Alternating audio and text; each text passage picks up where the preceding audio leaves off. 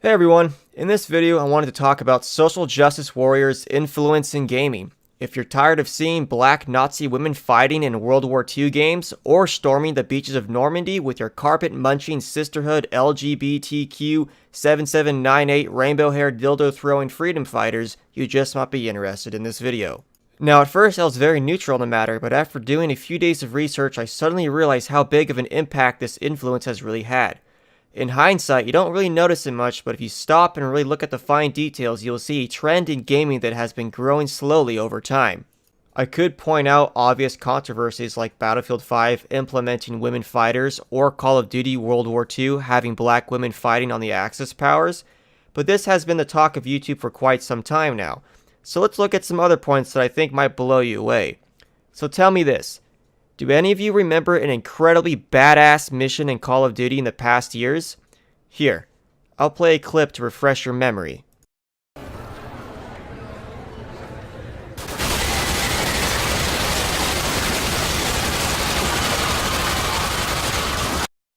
By all means, I don't find the killing of innocent people badass. I was just speaking in regards to how big Infinity Ward's balls were to even create a mission like that to begin with. Tell me this. Do you even think a mission like that would ever fly in gaming 2018? No fucking way. Even GTA 5 made the news as a serial killer simulator, and that released years ago. But was Modern Warfare 2 pushing the limits with that mission as a one-time only thing? No fucking way. A year later, Treyarch made Black Ops, arguably the best COD in the franchise. And what did they do to step it up a notch? They have you shoot fucking Fidel Castro, which actually sparked tension between the United States and Cuba. Yes, a video game did that. And did we give a fuck back then? Hell no. They even made you point a gun at JFK. Could you imagine the outcry if any game developer made a mission where you pointed a gun at Obama? If SJWs must have carpet munchers in Battlefield 5's World War II, or can't stand Doom Eternal's joke about identifying as mortally challenged, then something like this would easily cause a riot. Or for the very least, spark a protest of non-binary purple-haired beta male feminist. Maybe he's a guy, but you're not quite sure because he has tits bigger than your mom, but at the same time he also has a thicker beard than you, and a bulge so big in his pants it actually makes it look like you're the one with the vagina.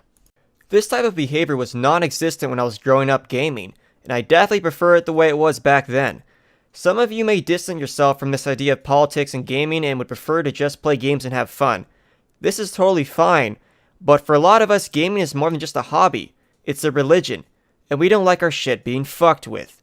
We like badass developers like Todd Howard who make games with their creative minds without society's pop culture influence telling them what to do and how to do it, and still have the balls to crack jokes about whatever the social norm is. Insert badassery here. Remember, demon can be an offensive term. Refer to them as mortally challenged. Now all of this may seem blown out of proportion for you, and for the most part you're probably right, but we as gamers are fixated on stopping this toxic influence before it really does take over the only piece of social fabric we have left that isn't completely dusted in non-binary feminist dildo dust. Now I don't plan on making the same mistake Angry Joe did on his channel. I am not pointing fingers at any one political party. I don't associate progressives and liberals as SJWs.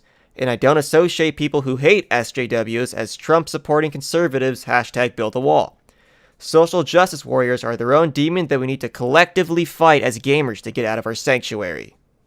Now how exactly do we fight the good fight? I think this answer is a little more complex for just a YouTube video, but so far it seems like Battlefield 5 and EA is getting penetrated pretty deep by our anger towards their decision making. Is the answer to boycott games we don't like?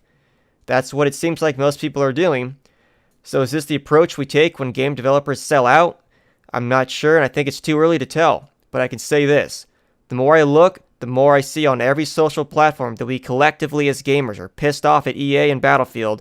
So if we're winning the war, we should find out soon enough. Do I ever think we will see games with mind-blowing missions like an MW2 or Black Ops? Sadly, I don't see gaming going in that direction. But who knows? Maybe all it takes is one indie developer to sack up and give us what we want. But to meet them halfway, I feel we need to provide them with some confidence and let them know this is what we want. And so far, I think we're doing that pretty well. It's sad because I just don't get excited over games like I used to.